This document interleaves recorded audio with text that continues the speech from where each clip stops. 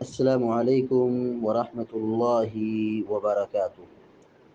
الحمد للہ رب العالمین والعاقبۃ للمتقین والصلاة والسلام علی اشرف الانبیاء والمرسلین نبینا محمد وعلی آلہ وصحبہ اجمعین ومن تبعهم بإحسان إلى يوم الدين أما بعد،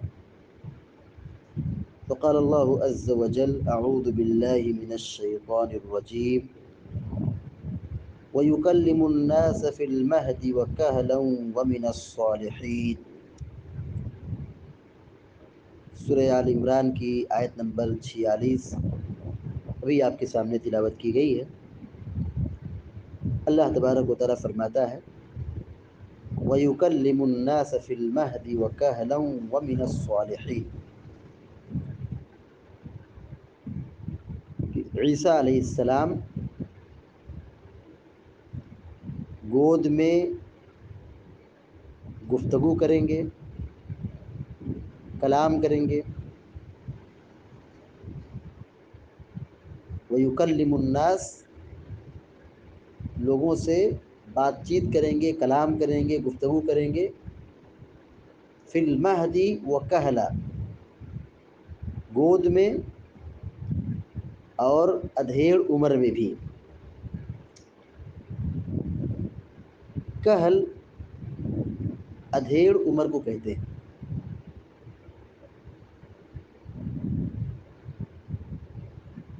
وَمِنَ الصَّالِحِينَ، اور یہ نیک لوگوں میں سے ہوں گے۔ یہاں پر اللہ رب العالمین نے عیسیٰ علیہ السلام کی دو فضیلت اور دو مقام بیان فرمایا ہے۔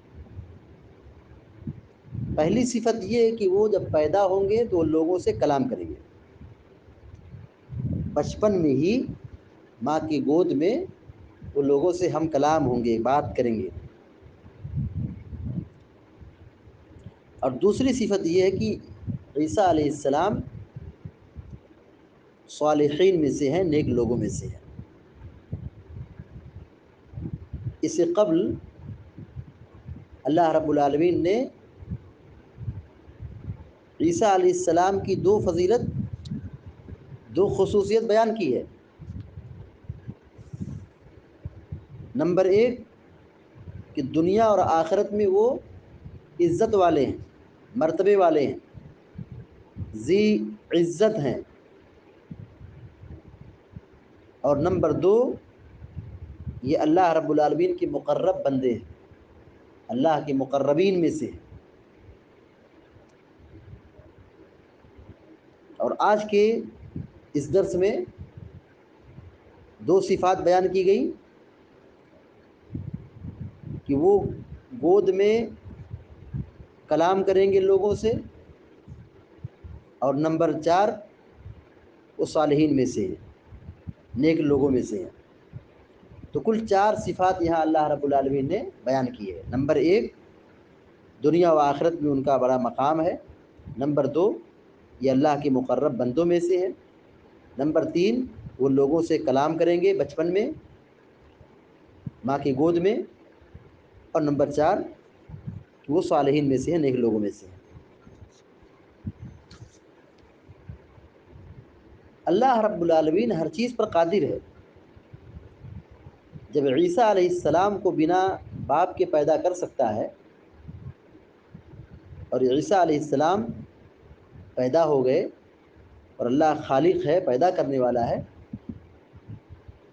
تو اللہ تبارک و تعالیٰ بولنے کی قوت کیوں نہیں دے سکتا ہے؟ یقیناً اللہ تعالیٰ ہر چیز پر قادر ہے۔ ان اللہ علی کل شیء قدیر۔ عیسیٰ علیہ السلام کی زندگی اگر ہم اس کو گہرائی سے سمجھیں، پڑھیں، اللہ کے کمالات اور اللہ کی عجیب قدرت کو ہم بہت بہتر طریقے سے بآسانی سمجھ سکتے ہیں۔ دیکھیے، عیسیٰ علیہ السلام بنا باپ کے پیدا ہوئے تو بولنے لگے۔ بچہ بولتا نہیں، بچہ جب پیدا ہوتا ہے یا ماں کے گود میں ہوتا ہے یا دودھ پیتا ہے تو وہ بولتا نہیں ہے، مگر عیسیٰ علیہ السلام بول پڑے، اللہ نے قوت گویائی دی اور وہ بول دیے۔ جب بڑے ہوئے، جوان ہوئے، تو اللہ رب العالمین نے آپ کو آسمان پر اٹھا لیا۔ سارے انبیاء جتنے آئے سب کے سب کیا ہو گئے؟ انتقال کر گئے، وفات پا گئے، ان پر موت ہو گئی، مگر عیسیٰ علیہ السلام ابھی بھی زندہ ہیں۔ اللہ نے ان کو زندہ زمین سے آسمان کی طرف اٹھا لیا۔ تو یہ سب اللہ رب العالمین کی قدرت کے مظاہر ہیں۔ شیخ سعدی رحمۃ اللہ علیہ اس آیت کی تفسیر میں لکھتے ہیں کہ عیسیٰ علیہ السلام لوگوں سے گفتگو کریں گے، بات چیت کریں گے بچپنے میں، گود میں، ماں کے گود میں۔ کہتے ہیں شیخ سعدی رحمۃ اللہ علیہ وفی تکلیمہم فی المہدی آیۃ عظیمۃ من آیات اللہ ینتفع بها المؤمنون۔ عیسیٰ علیہ السلام کا گود میں کلام کرنا، لوگوں سے بات چیت کرنا، اس میں اللہ کی بڑی نشانی ہے۔ یہ اللہ کی بڑی نشانیوں میں سے ہے، جس سے اہل ایمان کیا کرتے ہیں؟ فائدہ اٹھاتے ہیں۔ فائدہ کیا اٹھاتے ہیں؟ اس سے عبرت حاصل کرتے ہیں، اللہ کی قدرت کو تسلیم کرتے ہیں، مریم علیہ السلام اور عیسیٰ علیہ السلام کے مرتبے کو اور ان کے مقام کو تسلیم کرتے ہیں، اور عیسیٰ علیہ السلام کی پیدائش کے تعلق سے کسی بھی قسم کا کوئی شک اور شبہہ ہمارے دلوں میں نہیں پیدا ہوتا ہے، کیونکہ اللہ کی نشانی ہے۔ اللہ کی نشانی میں کوئی شک کر سکتا ہے؟ ملحد ہے وہ شخص، اسلام سے خارج ہے وہ شخص جو اللہ کی قدرت میں شک کرے۔ تو شیخ سعدی رحمۃ اللہ علیہ کہتے ہیں کہ ینتفع بها المؤمنون، اللہ کی نشانیوں سے اہل ایمان فائدہ اٹھاتے ہیں، یہ یقین رکھتے ہیں کہ اللہ تبارک و تعالیٰ ان کو بنا باپ کے پیدا کر سکتا ہے، تو مردے کو زندہ کیوں نہیں کر سکتا ہے؟ اللہ تعالیٰ ہر چیز پر قادر ہے۔ وَتَكُونُ حُجَّةٌ عَلَى الْمُؤْمِنِينَ عَلَى الْمُعَانِدِينَ عَلَى الْمُعَانِدِينَ وَتَكُونُ حُجَّةٌ عَلَى الْمُعَانِدِينَ۔ عیسیٰ علیہ السلام کا لوگوں سے گود میں بات چیت کرنا، کلام کرنا، یہ یہودیوں کے لیے کیا ہے؟ حجت ہے، یہودیوں پر رد ہے۔ انہ رسول رب العالمین، عیسیٰ علیہ السلام اللہ کے رسول ہیں، رب العالمین کے رسول ہیں۔ وَأَنَّهُ عَبْدُ اللَّهِ، اور یہ اللہ کے بندے ہیں۔ وَلِيَكُونَ نِعْمَةً وَبَرَاءَةً لِوَالِدَتِهِ مِمَّا رُمِيَتْ بِهِ۔ عیسیٰ علیہ السلام کا گفتگو کرنا گود میں یہ ایک نعمت ہے، تاکہ یہ کیا ہو جائے؟ نعمت بن جائے کہ عیسیٰ علیہ السلام نے کلام کیا، یہ شرف کی بات ہے۔ اور ان کی والدہ پر جو الزام لگایا گیا اس سے ان کی والدہ کیا ہو جائیں؟ بریء ذمہ ہو جائیں۔ تو کلام کرنا، مریم علیہ السلام پر جو زنا کا الزام لگایا گیا، اس سے مریم علیہ السلام کی براءت ثابت ہوتی ہے۔ واقعہ کیا ہے؟ واقعہ یہ ہے کہ جب مریم علیہ السلام کے ہاں عیسیٰ علیہ السلام پیدا ہوئے، مریم علیہ السلام بہت پریشان ہو گئی، کہا میں کیسے ان کو اٹھا کر کے اپنی قوم کے پاس جاؤں، لوگ کیا کہیں گے؟ یہی ڈر تھا، اور یہی ہوا کہ لوگوں نے الزام لگایا۔ تو اللہ رب العالمین نے مریم علیہ السلام کو یہ بتایا تھا کہ جب لوگ اعتراض کریں گے تو کیا کرنا؟ اس کی طرف اشارہ کر دینا۔ قرآن میں اللہ تعالیٰ فرماتا ہے فَأَشَارَتْ إِلَيْهِ، مریم علیہ السلام نے عیسیٰ علیہ السلام کی طرف اشارہ کیا۔ قَالُوا كَيْفَ نُكَلِّمُ مَنْ كَانَ فِي الْمَهْدِ صَبِيًّا، تو قوم کے لوگوں نے کہا کہ ہم کیسے بات کریں اس سے جو گود میں ہو، بچہ کیا بات کرے گا، اس سے ہم کیا بات کریں؟ جب یہ اعتراض کر رہے تھے، قال انی عبد اللہ، عیسیٰ علیہ السلام نے کہا میں اللہ کا بندہ ہوں۔ تم میرے تعلق سے، میری والدہ کے تعلق سے جو گھناؤنا الزام لگا رہے ہو، یہ فضول ہے، بکواس ہے، فراڈ ہے، دھوکہ ہے، جھوٹ ہے، باطل ہے۔ میں اللہ کا بندہ ہوں اور میری والدہ کیا ہے، اس برائی سے پاک صاف ہے، میں ولد الزنا نہیں ہوں، انی عبد اللہ، میں اللہ کا بیٹا ہوں۔ یہودیوں نے کیا کہا، نعوذ باللہ ثم نعوذ باللہ، مریم فاحشہ ہے اور یہ عیسیٰ کیا ہے، ولد الزنا ہے۔ مریم نے گناہ کیا ہے جس کے نتیجے میں جب بچہ پیدا ہوا، یہ زنا کا بچہ ہے۔ قال انی عبد اللہ، مریم علیہ السلام نے کہا میں اللہ کا بندہ ہوں۔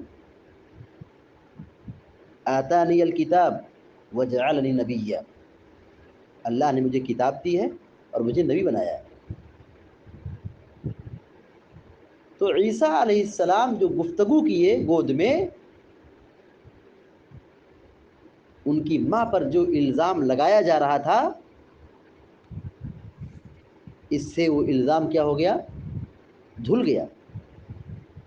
مگر بدقسمتی یہ ہے کہ آج بھی یہودی طبقہ اس حقیقت پر پردہ ڈالتا ہے اور حسد اور جلن اور نفرت میں اندھے ہو کر حقائق کا وہ کھل کر کے انکار کرتے ہیں۔ مگر اللہ رب العالمین نے یہاں صاف فرما دیا ہے کہ عیسیٰ علیہ السلام کی ولادت ہوگی، وَيُكَلِّمُ النَّاسَ فِي الْمَهْدِ وَكَهْلًا، یہ بچپنے میں بھی گود میں بات کریں گے لوگوں سے، اور جب ادھیڑ عمر کے پہنچیں گے تو وہاں بھی لوگوں سے بات کریں گے۔ جو وہاں بات کریں گے تو وہ نبوت کی بات ہوگی، وحی کی بات ہوگی، اللہ کا کلام سنائیں گے۔ وَمِنَ الصَّالِحِينَ، اور یہ کہ یہ کیا ہے، نیک لوگوں میں سے، صالحین میں سے۔ حافظ ابن کثیر رحمۃ اللہ علیہ کہتے ہیں کہ وَيُكَلِّمُ النَّاسَ فِي الْمَهْدِ وَكَهْلًا، يدعو إلى عبادة الله وحده لا شريك له في حال صغره معجزة وآية، وفي حال كهوليته حين يوحى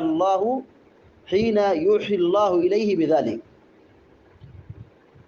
کہ وہ بچپنے میں اور ادھیڑ عمر میں لوگوں سے کلام کریں گے، لوگوں کو ایک اللہ کی بندگی کی دعوت دیں گے، وحدہ لا شریک لہ، ایک اللہ رب العالمین کی عبادت کی دعوت دیں گے جس کا کوئی شریک اور ساجی نہیں ہے، اللہ تعالیٰ تنہا ہے۔ تو یہ بچپنے میں معجزہ ہوگا، نشانی ہوگی، اور ادھیڑ عمر میں جب کلام کریں گے، گفتگو کریں گے، تو یہ اللہ رب العالمین جو ان کی طرف وحی کرے گا تو اس وحی کو وہ بیان کریں گے۔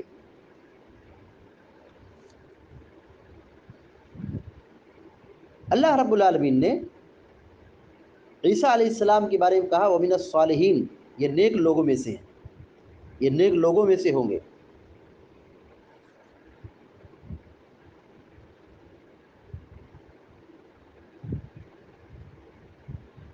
نیک لوگوں میں سے ہونا یہ بہت بڑی خوش نصیبی کی بات ہے۔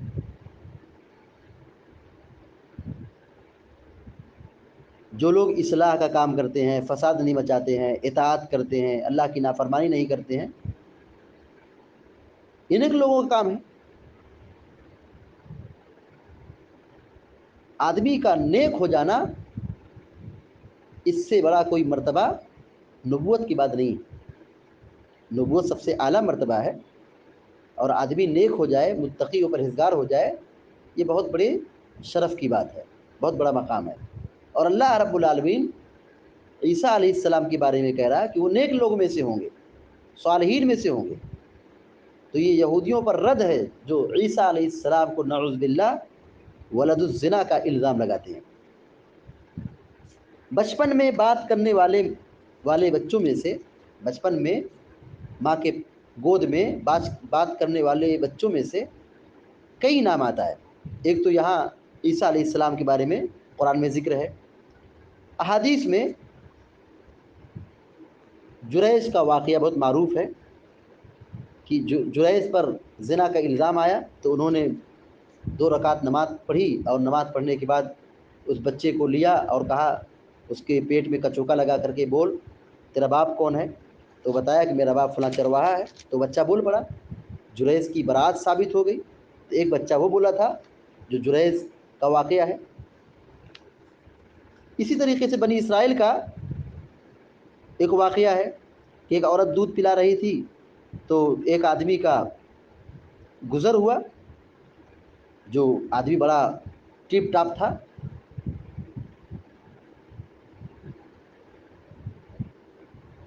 بظاہر اس کے حلیے سے دولت ٹپک رہی تھی۔